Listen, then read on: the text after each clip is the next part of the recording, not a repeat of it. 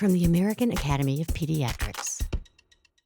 Teaching our kids to feel positive about themselves and their changing bodies in the face of so many conflicting messages is hard. In my experience as a pediatrician, parents do at times shy away from tackling this head-on for fear of saying or doing the wrong thing.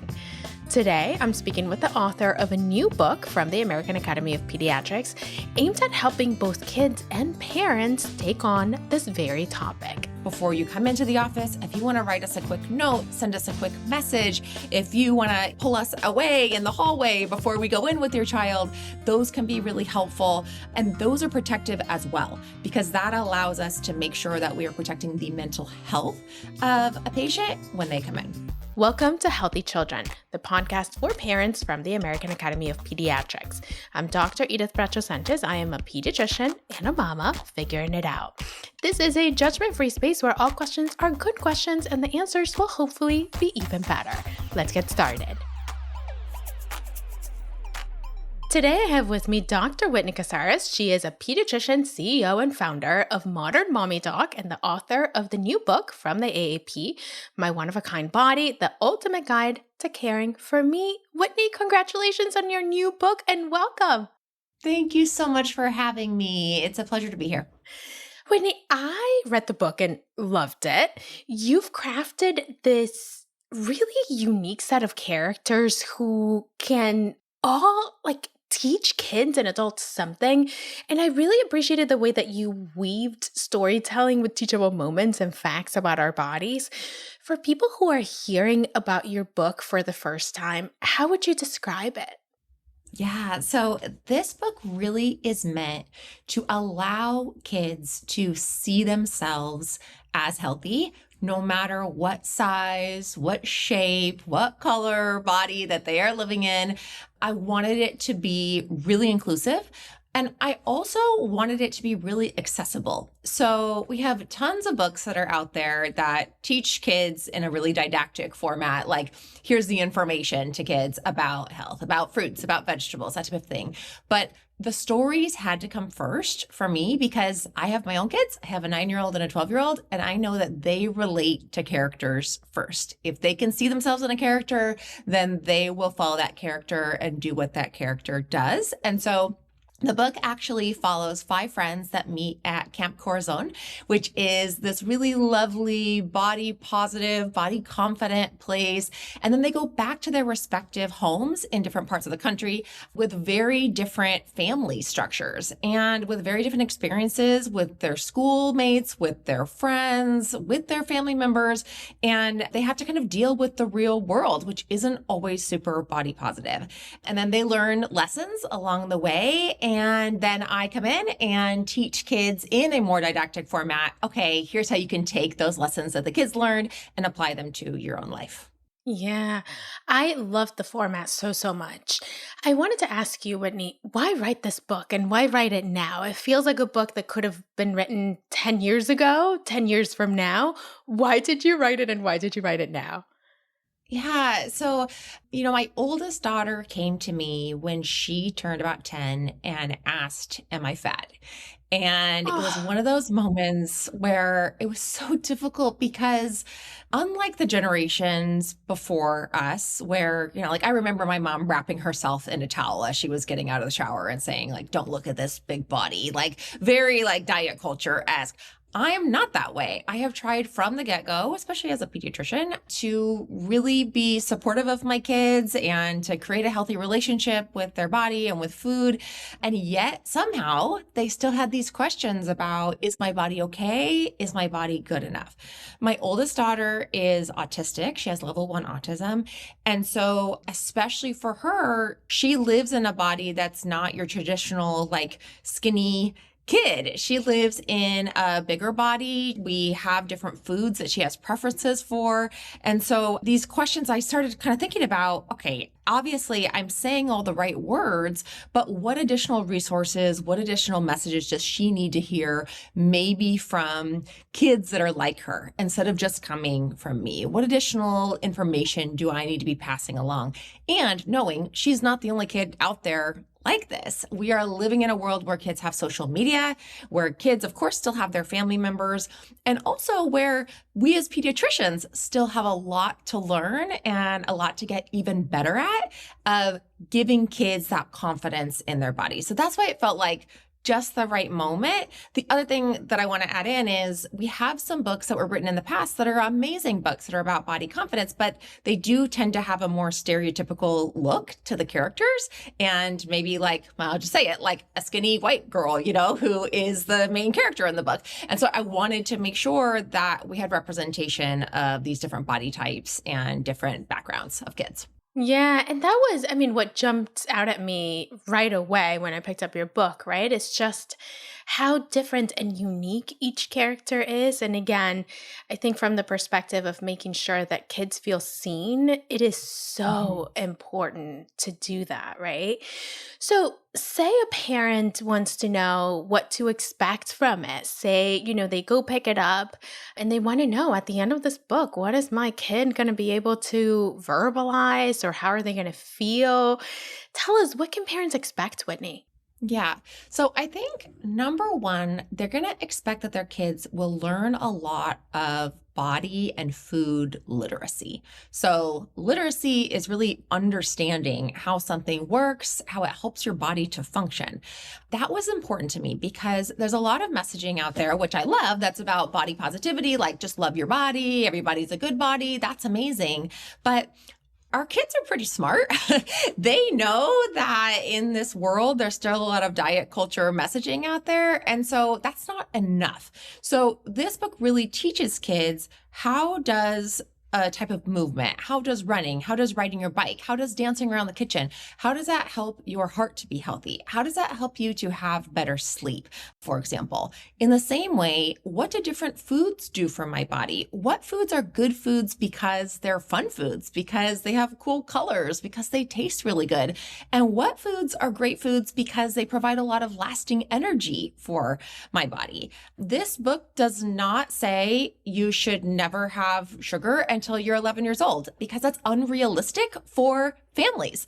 This book says we know that eating those foods are going to be part of life. That's an amazing part of life, but that there are other foods out there that also should be included. It also gives kids tools for really getting into a healthy relationship with food by exploring different tastes and textures with maybe gardening or going to a farmer's market or helping to cook maybe a food that's part of your family tradition, like tamales, or maybe you're going to be making the biryani. Like you're going to be making foods that are part of what would be part of your culture and understanding that those are good foods as well. And then I think the other really important message in the book that kids will come away with is that as their bodies change and grow, so as they go through those early puberty changes, that it's okay to feel weird in your body. It's okay to feel uncomfortable and awkward in your body, that it's normal for your body to not look like TikTok influencers, that it's like normal to have zits on your body, on your face. And what can we do to kind of optimize our skin, optimize all those things, but that at the end of the day, you're not a bad person, you're not different than anybody else if you have some of those things going on. So it teaches kids how to care for their bodies in a way that's going to help them to have a healthy relationship over time, but it doesn't shy away from the fact that we all have things about our bodies that are kind of quote unquote imperfections or things that we wish we could change or things that we feel weird about.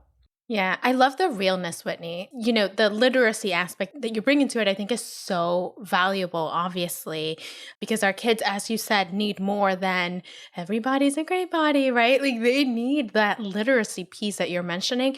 But I also think that realness aspect of it, right? Like how does this apply in the real world when you're making different foods, when, the reality is that our bodies are not perfect, and how do we deal with that? So it's that realness that definitely jumped out at me as well. Now, Whitney, what is the best way to read this book? And what I mean by that is, do you suggest that parents read along with their kids and have a conversation? How do we get the full benefit of the wisdom that you've put into this book? I think that's a great question. I think it can be used in a number of different ways. For a parent and a child, this is a great book to leave in the bathroom, to have kids be able to, read on their own. My kids, I know, whenever I hand them a book and say, read this, they just go, no, I'm not going to. But if there's a book that's left around on a coffee table, in the bathroom, in the bedroom, they pick it up and they look at it and they see what's going on in there. The other way, though, that I think this book can be used is in conjunction with your pediatrician. So it can be really challenging, I think, for parents to bring up body changes and or concerns that they have about what's happening with a child's habits around food or around movement with a child directly. So sometimes it can be helpful to either have a pediatrician recommend this book to a kid to read, and or for a parent to bring this book to the pediatrician to say like, hey, this is a book that I saw, I'd love to have a conversation like around this book. It can help to spark that conversation without it feeling really abrasive or in a way that feels confrontational to a child. If you are bringing up, for example, okay, we might need to go see a specialist because we're having really wide swings in a child's weight or in a child's body habitus, and it's making us concerned about, are we concerned about diabetes, high blood pressure, things like that? And or on the opposite end of the spectrum, we're concerned that you're not eating enough, that really you might be having some body image issues and that we might be heading in the direction of an eating disorder. So this is also a nice kind of gentle way to approach those topics in a way that I think can feel a lot more approachable for kids. The other thing that I'm doing on the back end is talking to schools about using this in curriculum for teachers and for school psychologists.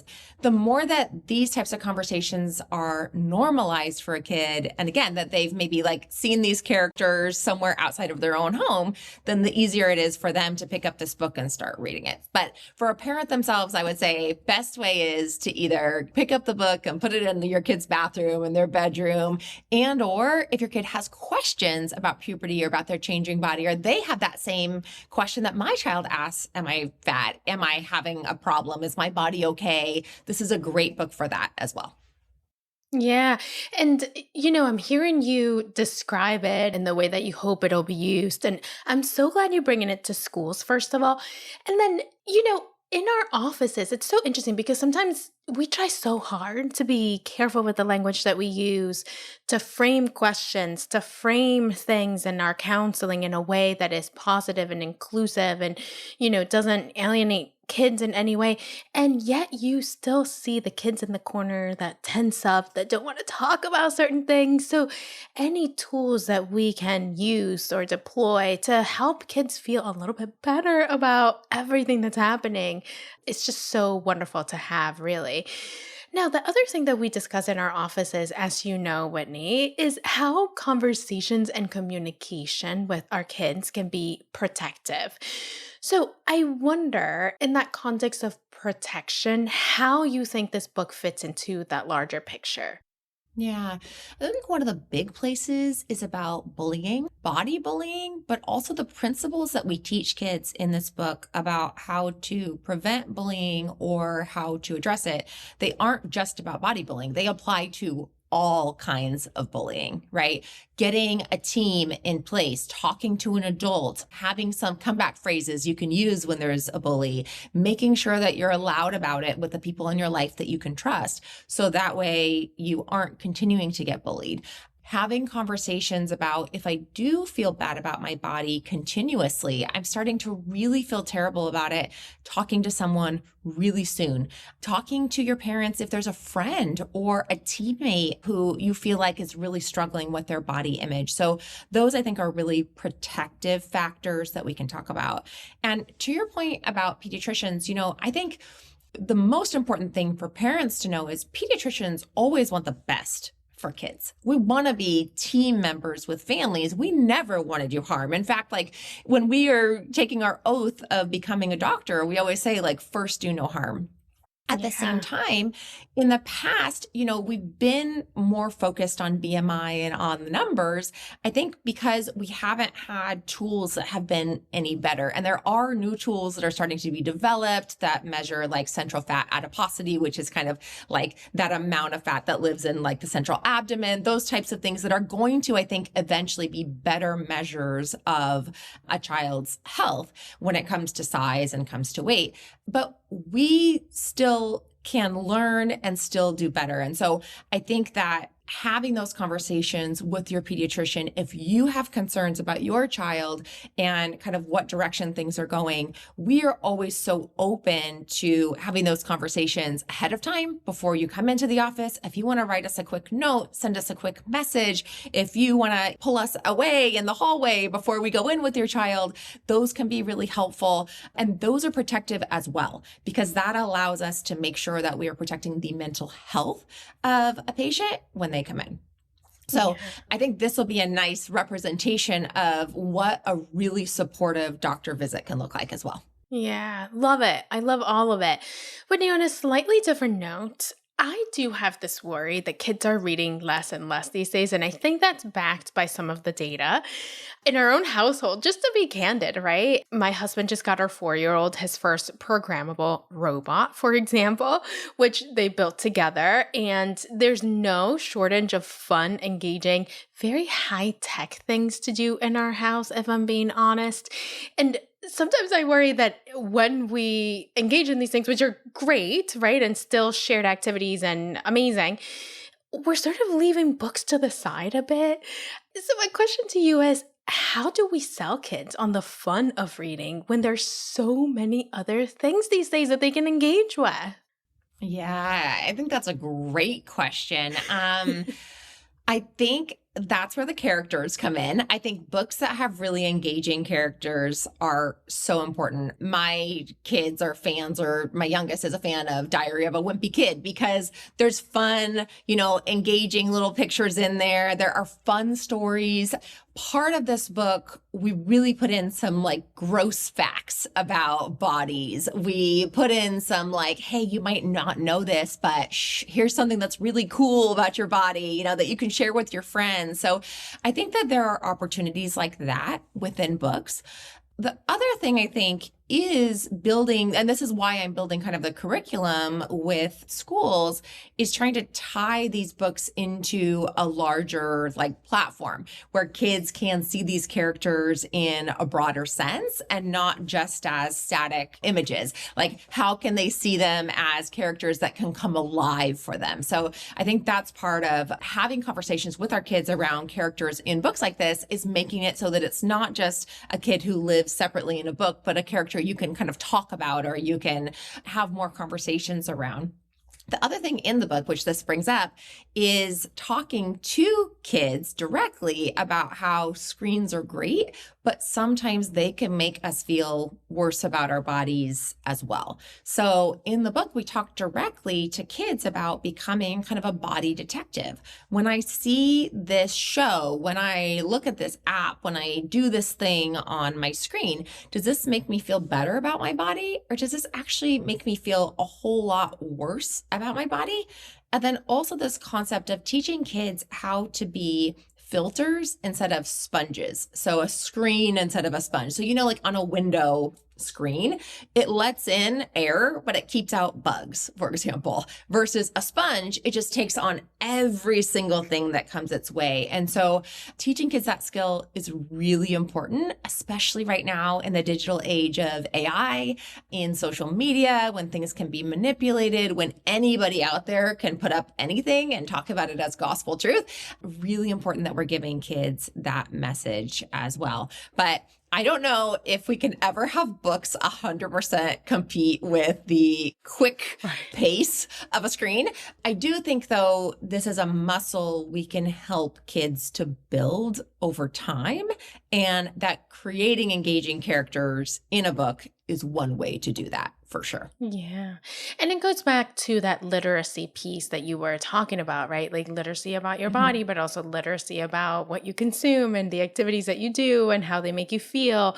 So definitely, it all ties together. And I appreciate the care that you've put into, again, the characters, but also the bigger thinking about how all of this can come alive for kids. I'll tell you one thing I'm trying in our house. I'm trying to let my kiddo see me reading. I think there's so much. Yes. He just sees me. He sees me on my phone. He sees me cooking. He sees me, cleaning up and doing things. But he rarely sees me relaxing and reading. And I just, I'm just picking little things to focus on. That is my one for right now. I'm going to let him see me sitting down and reading. And we'll see if he comes and sits next to me and wants to read. So far, he's done it a few times. So I'm going to call that a win. Whitney, we like to end our show with what we call a parenting prescription, knowing that we want all parents listening to read your book to get all the wisdom and nuance. What would you say is the key take-home message when it comes to body positivity and fostering it in our kids? Yeah. So I love the body positivity movement. I think it absolutely had a place. I actually love the term body confidence even more because I think body confidence gives us room as parents and gives kids room as younger people to have bad days sometimes, to accept the body we're in, to want to continue to take care of the body that we have, and also to have compassion for ourselves when we don't feel great about ourselves. That is how we build resilience, is that we develop coping skills and we learn how to access resources when things are not going our way, when we do not feel great. And so I think that's the biggest takeaway from this book, is that it's really about how to give kids those skills, how to give kids those resources that they can use for a lifetime of body confidence and having that really healthy relationship with their body, with food, with movement over time. Body confidence. I'm going to change the way that I speak about it, Whitney, after our conversation today. And really, thank you so much, Dr. Whitney Casares, for joining us today. It was absolutely my pleasure. Thanks so much for having me. And thank you at home for joining us. If you like the Healthy Children podcast, please subscribe on your favorite podcast app and help us spread the word. Follow Healthy Children on YouTube, Instagram, Facebook, and Threads at Healthy Children AAP, and be sure to visit healthychildren.org, the parenting website of the American Academy of Pediatrics. Healthy Children is a production of the American Academy of Pediatrics. Our creative team includes Laura Alessio, Catherine Beard, Garrett Brown, Zach Christman, Ann Johnsos, Kathy Jewell, Claire Keating, Doug Nagel, Jackie Ortega, Susan Stevens-Martin, Mary Claire Walsh, Hannah Weston. And our theme music was composed by Doug Nagel. We'll be back next week. I'm Dr. Edith Bracho-Sanchez. Thanks for listening.